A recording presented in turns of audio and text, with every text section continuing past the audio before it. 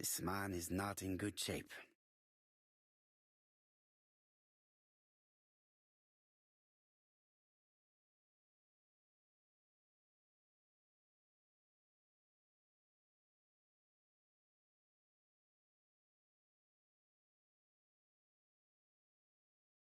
He is worried and very tired, and other police have been hard on him.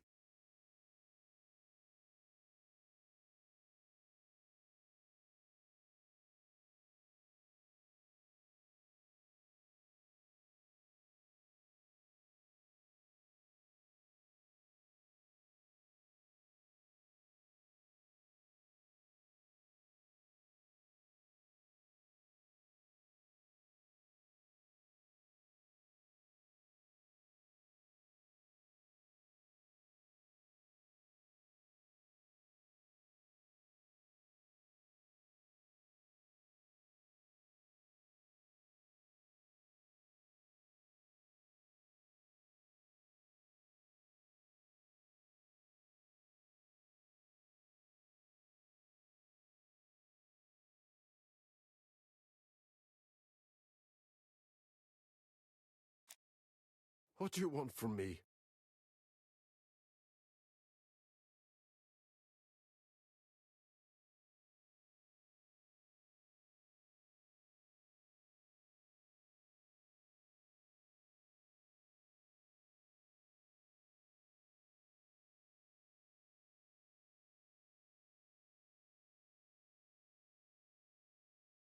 Good day, Mr. Cust. I am Hercule Poirot. Ah, you're the detective.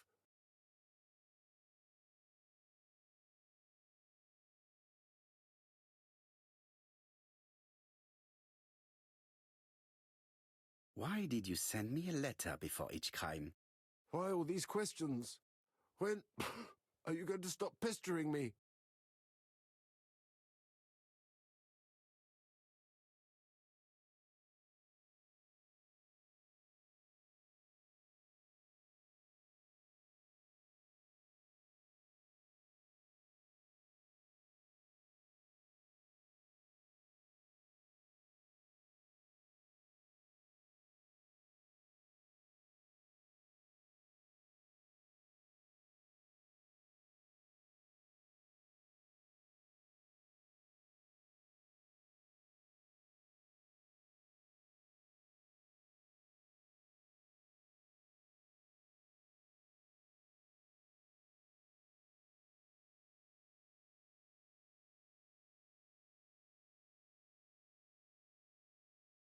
Très bien.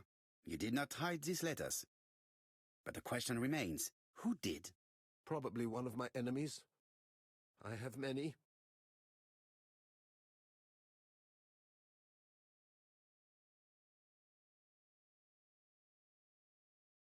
I do not believe that you are capable of murder, Mr. Cust.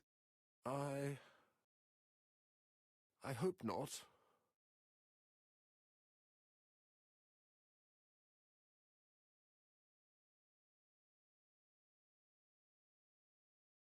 You suffered during the war. It's true. I was wounded. I suffered. But the army was the only place I didn't feel inferior. No questions. Just orders to follow. But ever since you were wounded, you have absences, bouts of amnesia. And headaches. Professor Clarke treated you. Yes, a few years ago he really helped me with my burned throat.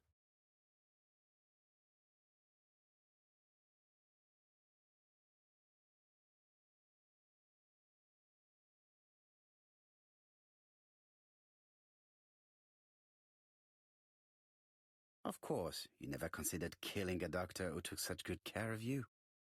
No, never.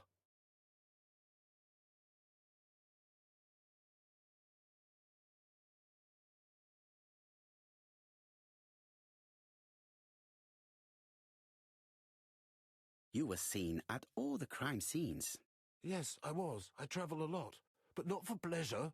I am terribly unwell in trains. But I had to respect my engagements. My employer gave me very precise written instructions about the towns I had to visit. Let's see. The company you claim to work for, Silky Legs, has never heard of you. And as for these letters they sent you, they were written on your own typewriter. The company sent me the typewriter when I started working for them. Yes, but the letters were received afterwards.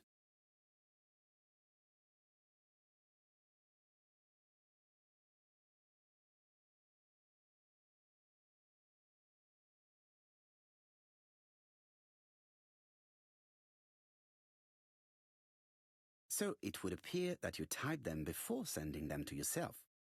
I don't remember. Good God! I don't know what's happening to me. My head hurts terribly.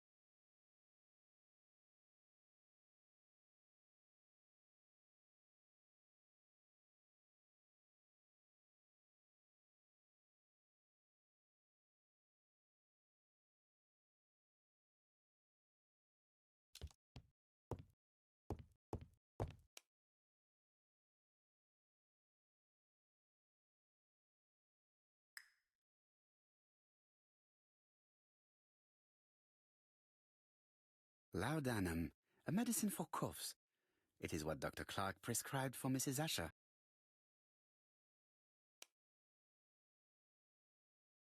I know this medicine. It is a powerful sedative.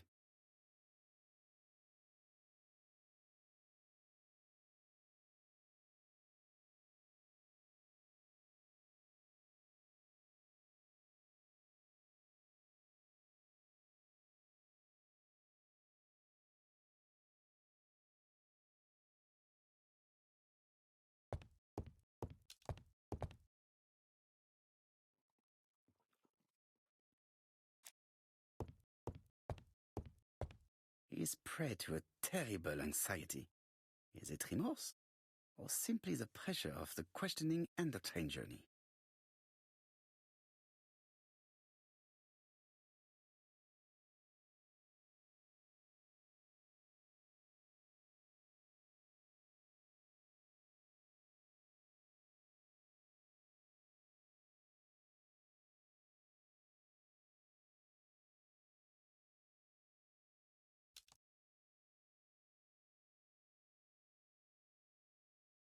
Laudanum, a medicine for coughs. It is what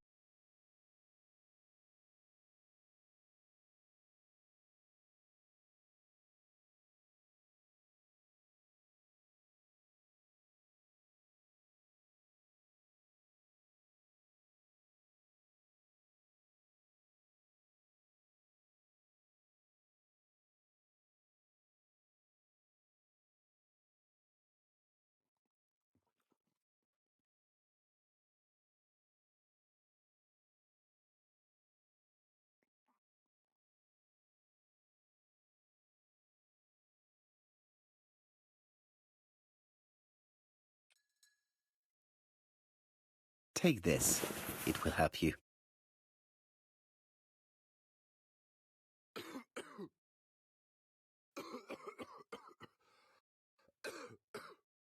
Oh, I think I'll be fine.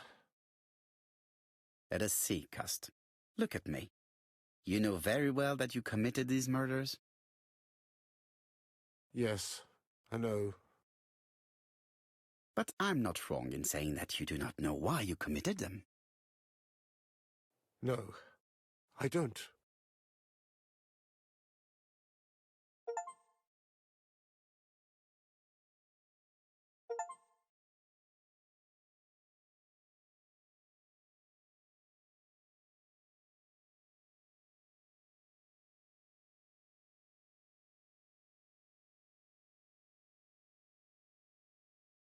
Let us leave Cust alone. He's at the end of his tether.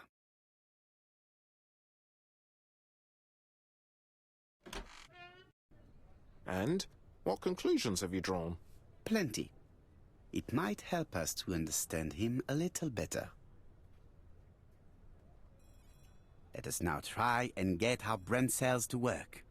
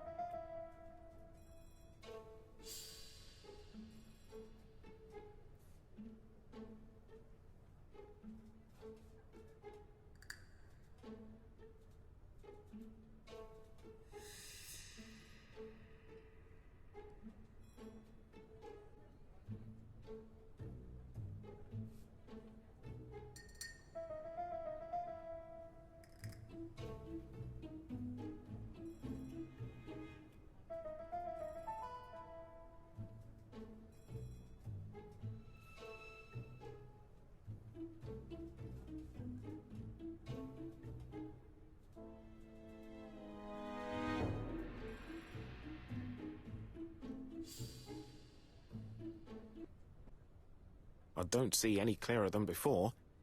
This is worse. There is one point to highlight. C'est curieux. Cust admits that he killed, but he does not know why.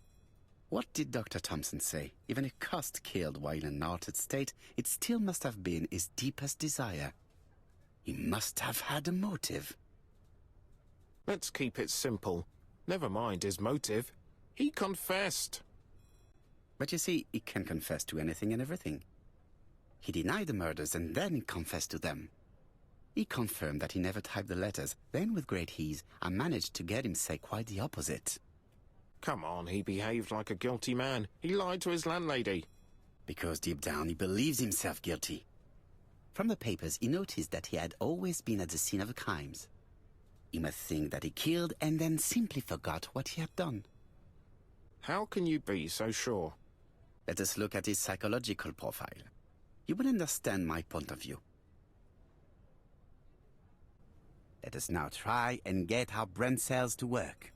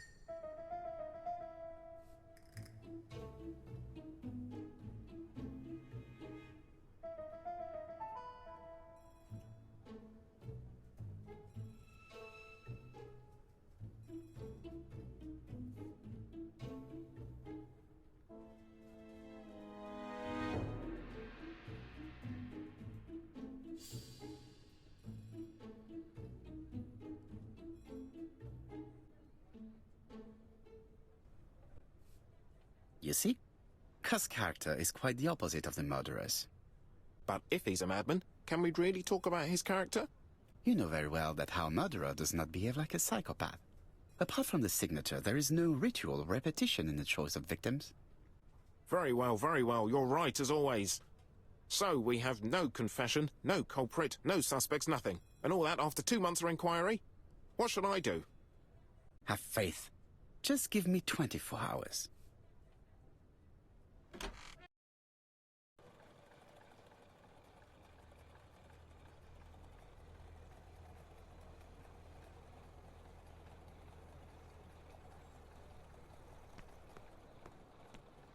To Whitehaven, please. Cust's arrest is a great success for you, Poirot. It's all clear now, except maybe 1 or 2 details. Details. Ah, mon ami. The devil is in the detail, as we say. Excuse me? Patience, Hastings. Everything will be clear once our guests arrive. Best be prepared. Slip a revolver into your pocket before they do. A revolver? But Poirot, what are you afraid of?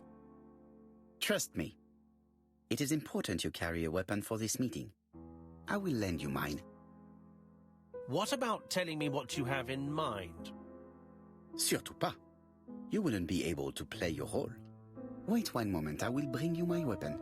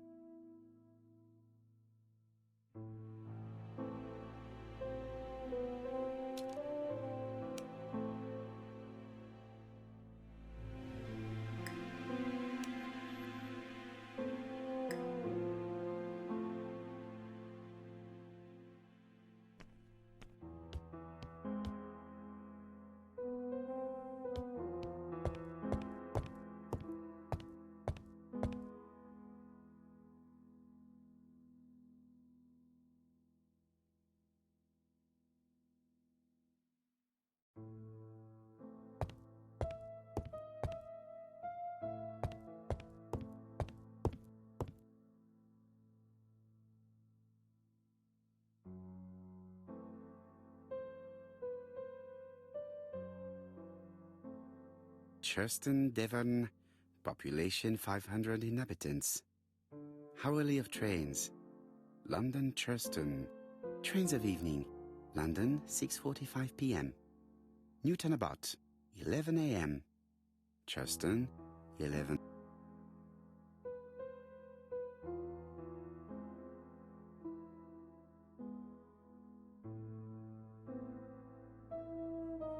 Hastings' photo album. He is very proud of his bag.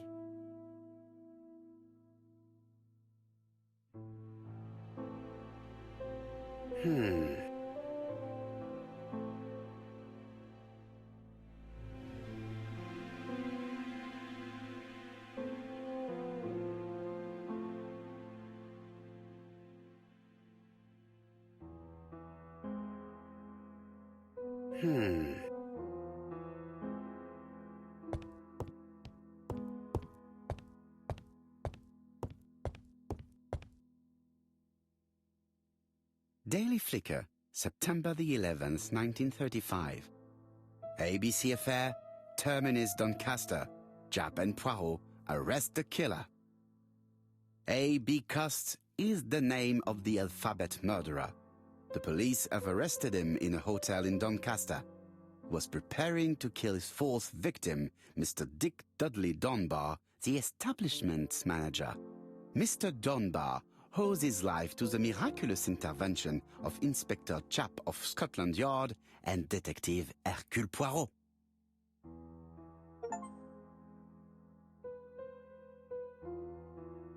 The Lancet, September 11th, 1935. General Medical Journal.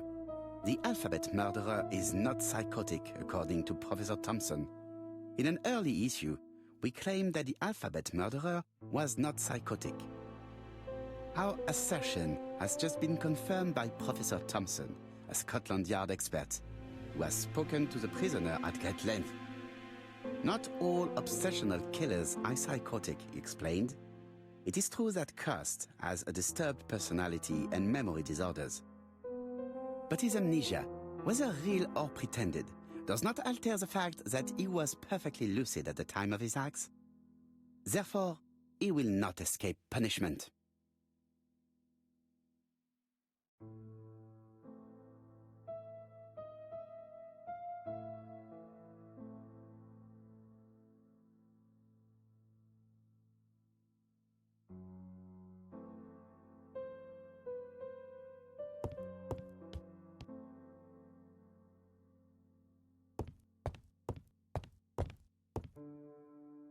The white ammunition are blank cartridges.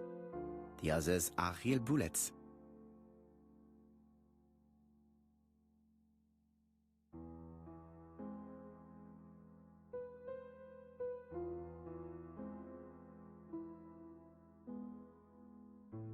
The revolver is loaded with blancs. I still have time to choose real bullets.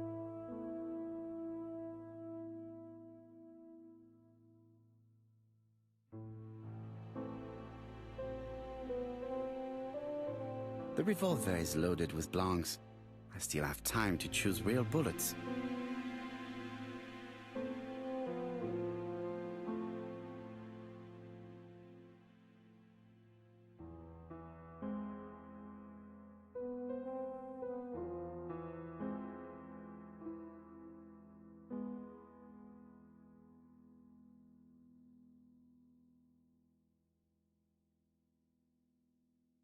The revolver is loaded with real bullets. I still have time to choose blancs. The revolver is loaded with blancs. I still have time to choose real bullets.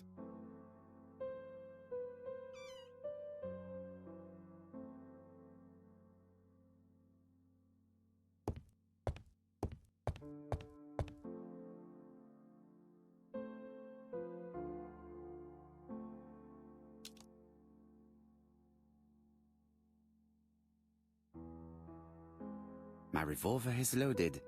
I now have to give it to Hastings.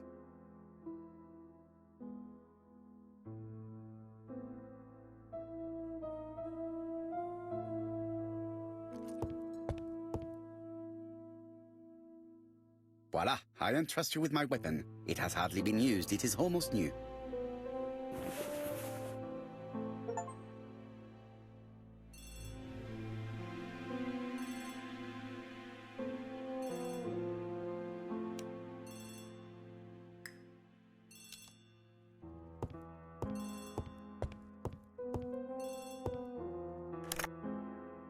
Chief Inspector, is that you?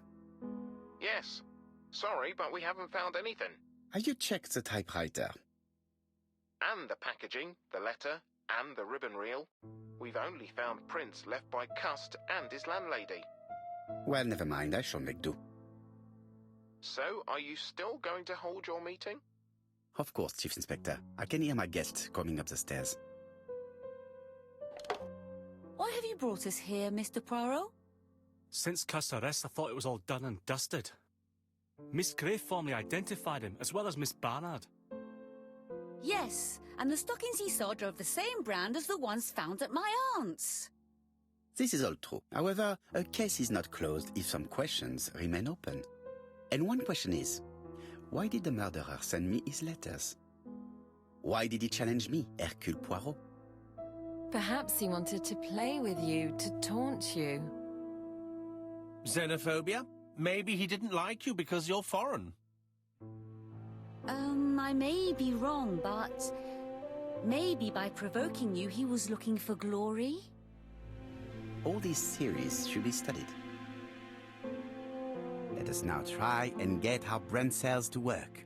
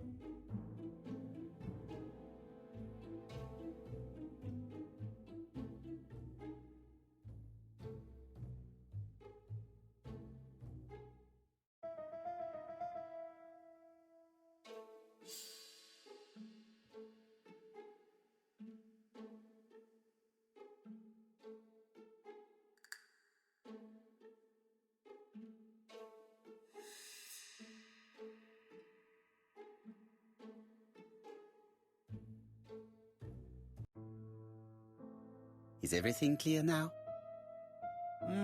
You might like to explain your reasoning again. Of course. First of all, remember that the murderer made it a rule to always post his letter before the murder. He never digressed from that rule. However, in Churston, he encountered a problem. The village has only 500 inhabitants. With advance warning, it would be easy to arrest him. Therefore, the murderer delayed his letters deliberately with the wrong address. The plan wouldn't have worked if he'd sent it to Scotland Yard or the papers because everybody knows their addresses. The mistake would have been corrected and the letter would have been on time. That is why the murderer chose me as the recipient. Because for his plan to succeed, it was necessary for at least one of the letters to have a wrong address and get lost. It was very cunning. Absolument. It is a very subtle plan. It matches the profile we have drawn up of him perfectly. That of an intelligent, daring and calculating murderer. But that's not how you describe Cust. You are quite right, mademoiselle. Like you, I find it hard to believe that this dull character is the clever murderer we are looking for. Do madmen... I mean, if he's mad, he might have two very different sides. No doubt. But the murderer is not mad. All the specialists agree that he does not have the profile of a psychopath. But if Cust is not guilty, how do you explain his presence at the scene of the crimes? Mr. Clarke, the answer to your question is in the medical records of your brother's patients. Documents which Cust most certainly did not have access to. Let us now try and get our brain cells to work.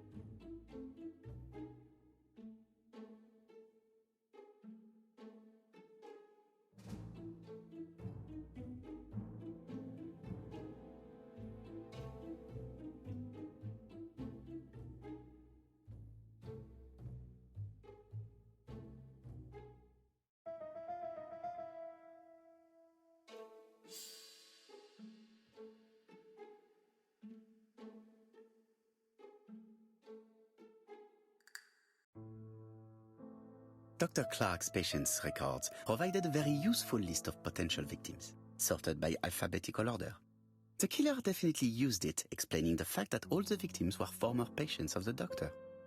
It is this fact that clears Cust once and for all, because he never had access to these records.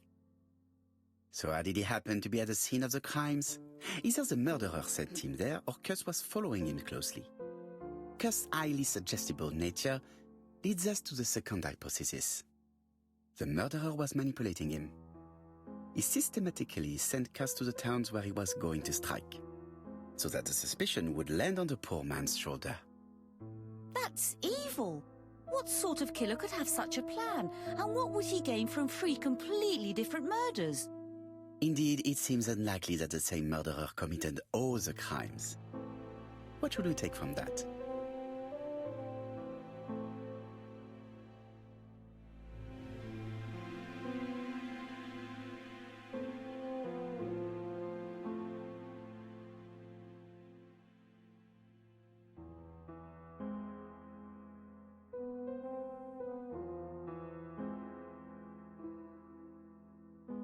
Just one murder was of benefit to the murderer. The others were just diversions.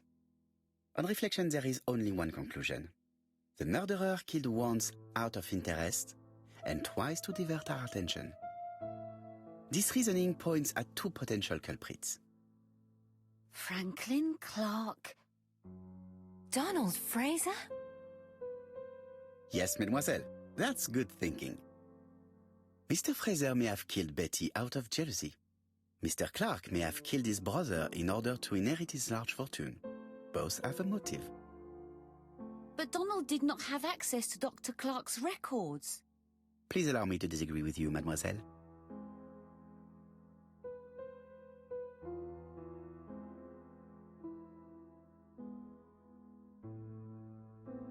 He works for Court and Brunskill, one of whose clients was Sir Carmichael. It doesn't prove that I went to Comeside. You could have done it, and you may have used the opportunity to take a look at Sir Carmichael's records. You think I'm guilty? You or Mr. Franklin Clarke. That's ridiculous. Both of you have a motive. The question is, which of you has the profile that most resembles the murderer? Let us now try and get our brain cells to work.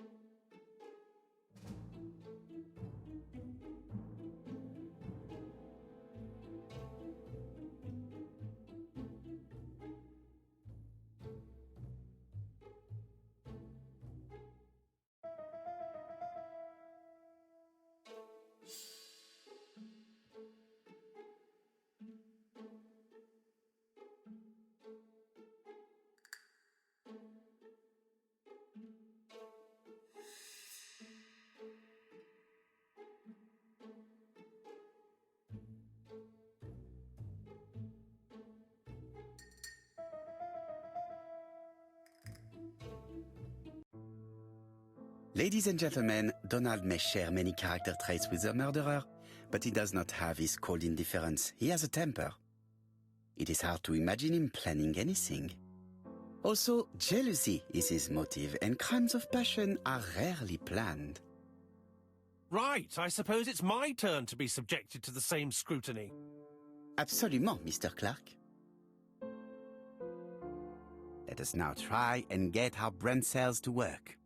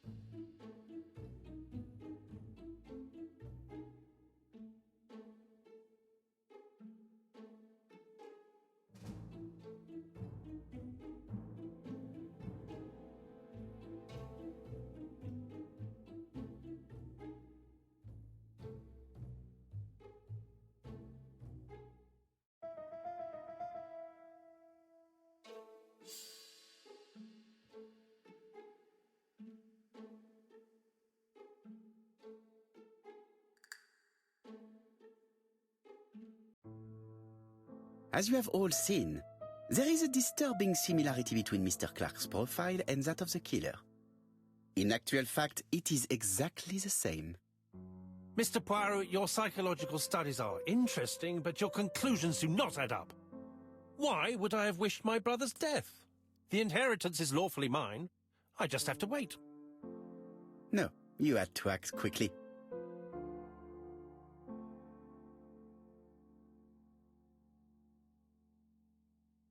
Because of Miss Grey.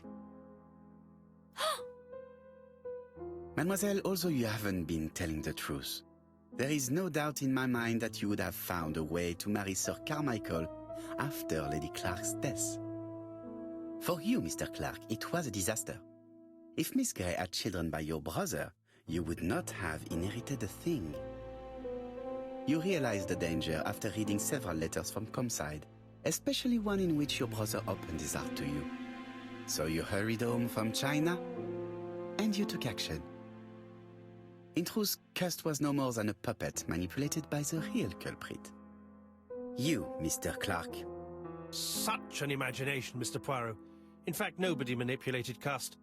The famous instructions he received by post. He wrote them on the typewriter.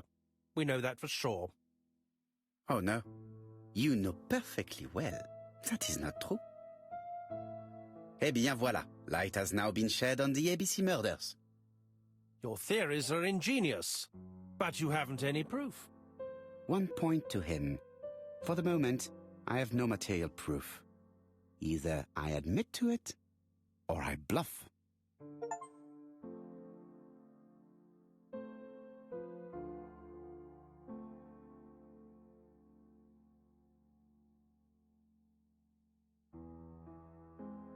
One thing proves it. The prints you left on Cust's typewriter. Enough. Oh, of course you wiped the typewriter before sending it. But not carefully enough. Scotland Yard has found your print along with those of Cust. I understand why you never wanted to lend me your new typewriter, and why you were searching through your brother's things. And the hole you dug on the moors. What did you hide there? The knife you used to kill your brother? Game, set, match. You win, Mr. Poirot. But it was worth trying.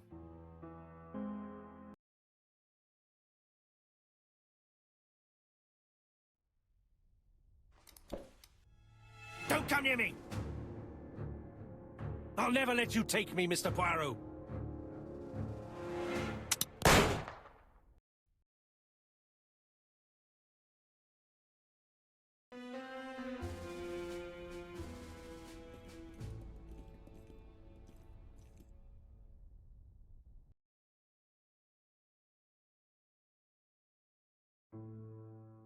Disappointed at having missed the chance to become Lady Clarke, Thora Grey left England.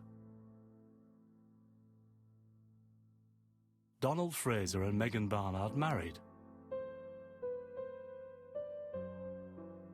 On Poirot's recommendation, Mary Drower started to work for Lady Clarke.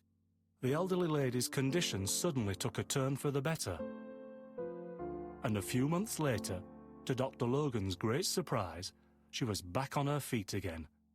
According to this eminent physician, it appears to be an extremely rare case of spontaneous remission. Lady Clarke has enjoyed very good health ever since.